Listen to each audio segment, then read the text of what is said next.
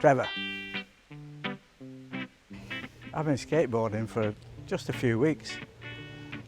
I foolishly said a few weeks ago that I'm going to take up skateboarding when I'm 80. Foolishly.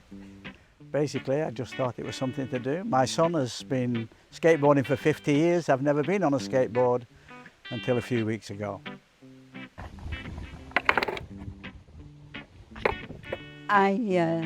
I think he's crackers at 80 to want to do this, but on the other hand, your dad's your dad, and he will do what he wants to do at the end, and whatever he sets out to do, he always seems to achieve it.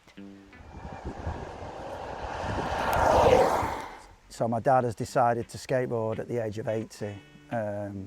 He's always quietly supported my skateboarding, just by allowing us to build ramps and stuff like that on the property. He's been skateboarding on this property since 1977, but he's never really got involved. Why he's left it till now, I don't really know.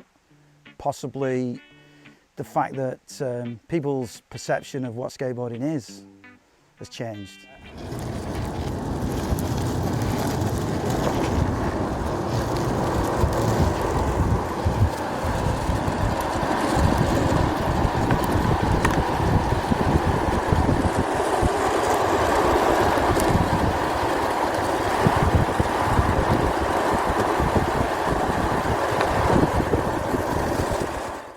So the risks involved are obviously his age. He's got problems with his spine from his long-time career of being a coal man, carrying wet coal bags and stuff. So he's got fused spine at the top, fused spine at the bottom. If he falls and hurts himself, then essentially, potentially you're looking at a broken hip. My dad is super active. You can't stop him, he's like a Duracell bunny. If he falls and he breaks a hip, in my opinion, it's game over. He won't be the same functioning Trevor that he is.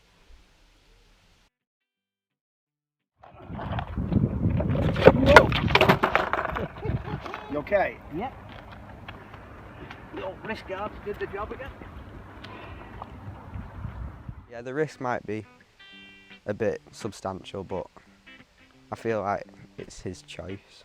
I couldn't believe how good he was for 80. I thought he was just going to be able to stand on the board, but when he started doing slalom and everything, I couldn't believe that he could do that and the speed he was getting as well.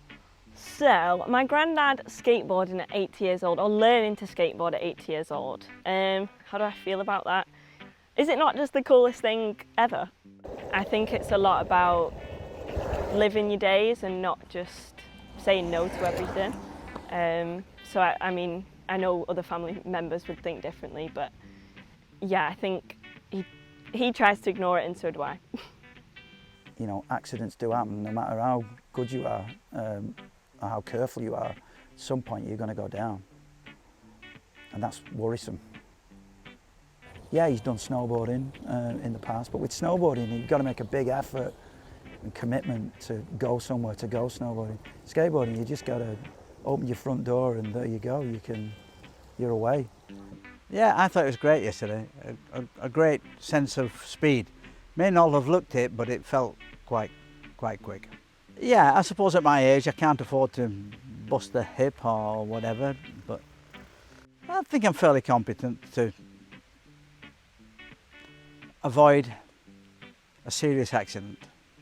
Some might think for my age I should be, you know, putting my feet up and watching television all day, but no, I'm not that concerned.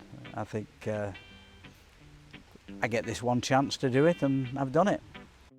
I think that being afraid of doing something or making excuses not to do something has an adverse effect on the human psyche.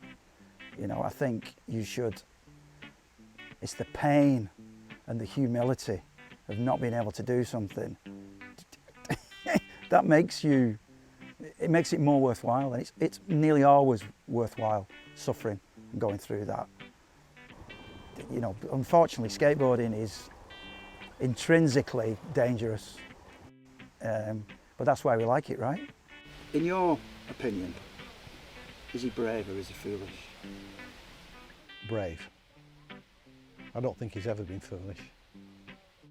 You got to live your life, haven't you?